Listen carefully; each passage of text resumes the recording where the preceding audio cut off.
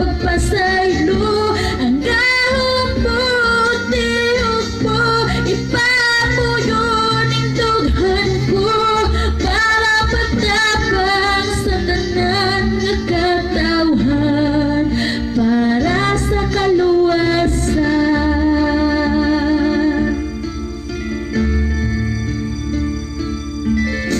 Ikaw, Jesus, ang iyong maungkol, magkontrol sa kinabuhi ko, aron magamit mo gayon ako sa pagsangyaw sa dako mong gumang sa kaluwasan.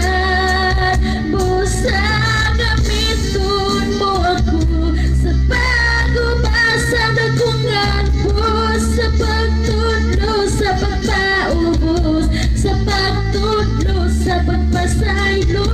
Ang gahom mo, tiyog mo, ipamuyo ning dughan ko, para pagtabang sa tanan nga katawhan.